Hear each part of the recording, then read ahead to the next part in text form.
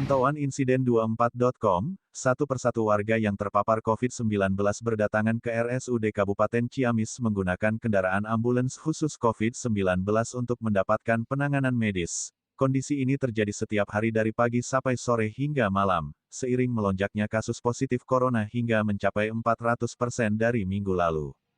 Bahkan, berdasarkan data dari RSUD Kabupaten Ciamis, jumlah warga Ciamis yang terkonfirmasi positif COVID-19 minggu ini melonjak hingga 4 kali lipat.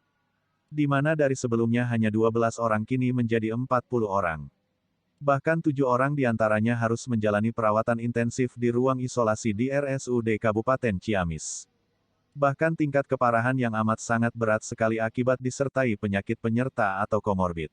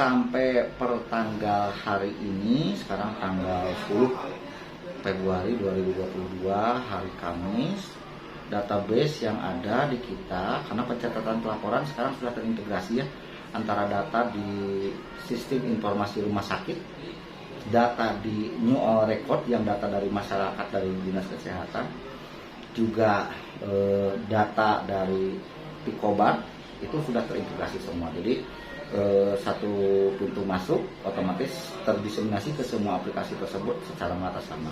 Jadi untuk yang naik tayang tadi malam di Ciamis per tanggal 9 kemarin itu sudah 33 orang yang sudah terkonfirmasi. Dan ini memang prosesnya cepat sekali, terbukti ketika ada statement bahwa Omicron itu transmissibility atau kemampuan penyebarannya lebih tinggi, memang terbukti.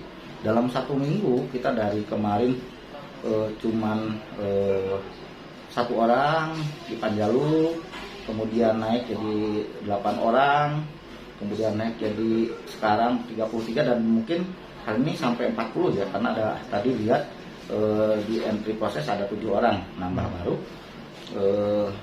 Itu dalam 2 minggu kurang ya, dari 1 ke 40. Jadi memang sangat cepat. Jadi kalau dirata-ratakan sehari itu lonjakan kasusnya berapa, Dok? Ya, hampir kita temukan seiring jumlah kasus yang makin banyak, penularan juga kan makin banyak. Itu kita temukan dari yang pertama 1-2 orang kasus dalam 1 hari, sekarang terakhir kita nemuin dalam satu kabupaten 7 orang ya.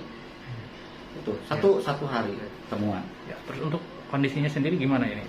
Ya, rata-rata semuanya dari 40 kasus yang ada ini ringan ya semuanya. Jadi gejalanya gejala ringan. Nah ini makanya untuk menghindari over kapasitas Karena bayangkan dengan infeksi COVID yang Delta saja pada bulan Juli kemarin tahun 2021 gelombang 2, rumah sakit sudah over capacity. Apalagi dengan suplai sarana prasarana baik itu oksigen, ventilator dan sebagainya. Tapi karena itu kan tingkat virulensia atau tingkat keparahannya cukup tinggi untuk Delta. Tapi untuk Omicron ini tingkat keparahannya kan ringan ya, rata-rata datang ke sini juga ringan semua. Itu kita upayakan agak berbeda strateginya dengan yang Delta. Kalau untuk yang Omicron ini diharapkan penguatan dari isolasi mandiri dan isolasi terpusat, sehingga karena memang satu efisiensi pembiayaan, kemudian waktu, kemudian untuk menghindari over kapasitas dari rumah sakit. Kalau screeningnya tidak ketat, ini pasti terjadi lagi over kapasitas di rumah sakit. Karena penyebarannya kan hampir berapa kali lipat dari Delta. Delta kemarin sudah over capacity, kalau misalkan sekarang tidak tersaring dengan baik, Omicron pasti akan berbondong-bondong masuk ke rumah sakit, itu juga akan meningkat over capacity. Makanya screening di tingkat lapangan untuk derajat severity atau derajat keparahan ini harus benar-benar ketat. Untuk sesuai dengan surat edaran Kemenkes kemarin pada bulan Januari 2021 bahwa untuk penderita COVID ini terlepas dari beta, delta, gamma, kappa, omikron,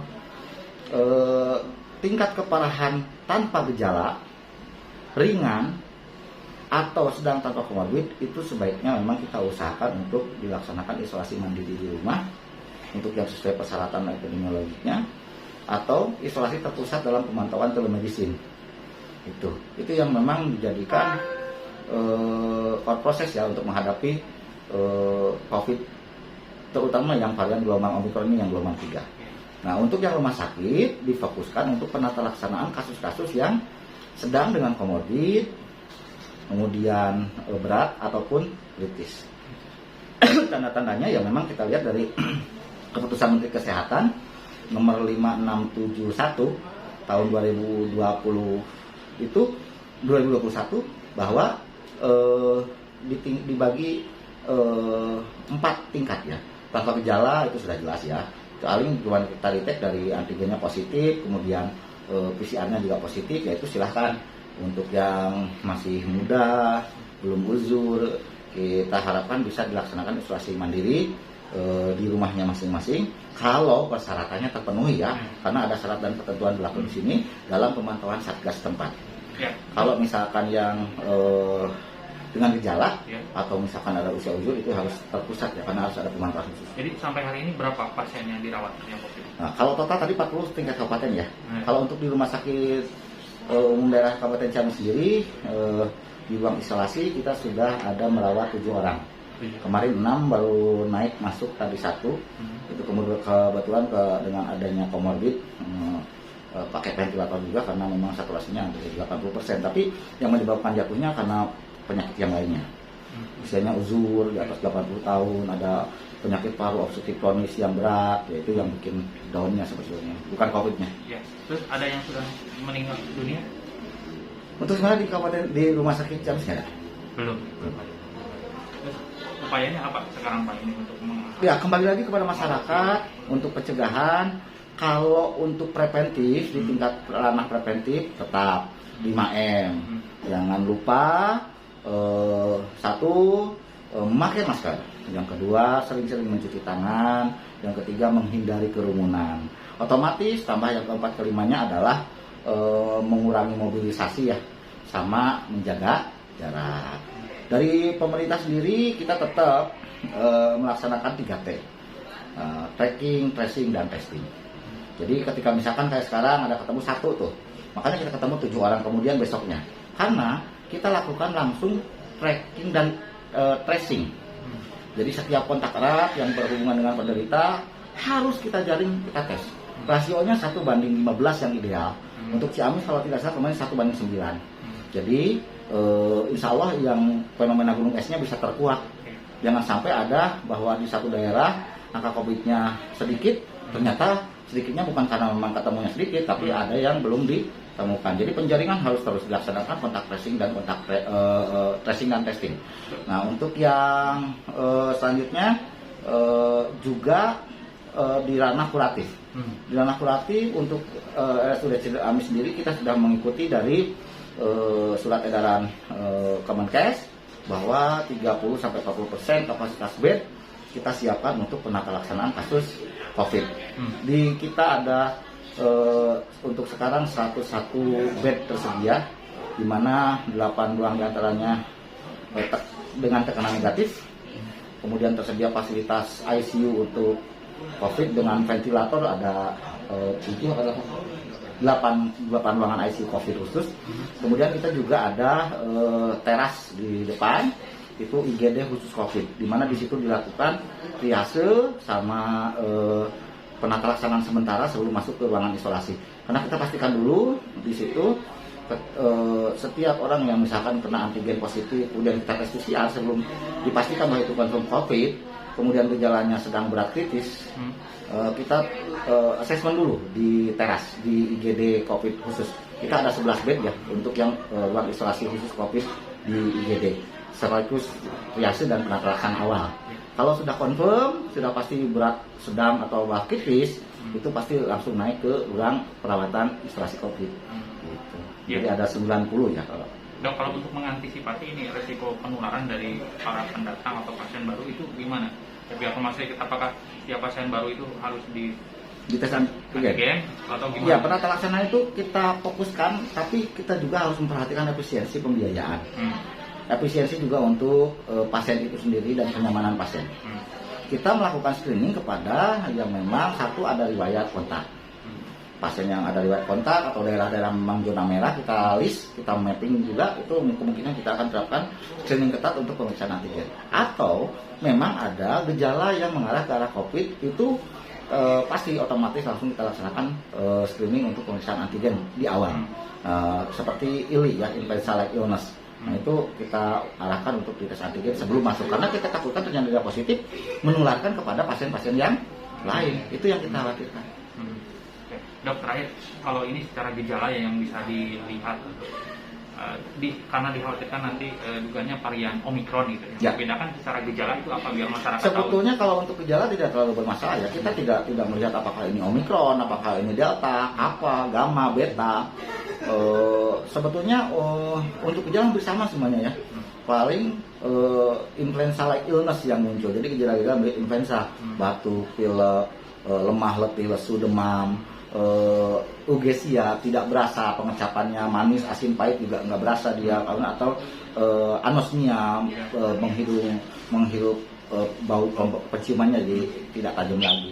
Ya seperti itu rata-rata. Sebetulnya kalau untuk penata laksanaan tidak masalah apakah ini Omikron atau varian yang lain ya, karena sama penata laksananya. Cuma kita waspada untuk Omikron atau bukan, itu untuk pengambilan kebijakan tingkat pusat dari pemerintah. Karena melihat seperti tadi ya, kalau untuk Omikron, karena kita paham bahwa ternyata tingkat penularannya tinggi, kemudian ada resiko untuk peningkatan kapasitas penggunaan rumah sakit dan sebagainya, kebijakannya nanti ada pengkhususan misalkan untuk yang ringan sedang di isoman atau isoter, apalagi kita tak gejala. Untuk yang berat, sedang berat, kritis baru ke rumah sakit. Nah itu kepentingannya ke sana. Kalau ke penata laksanaan pasien nggak pengaruh sih, sama aja semuanya. Gitu. Siap, atur dong. Ya,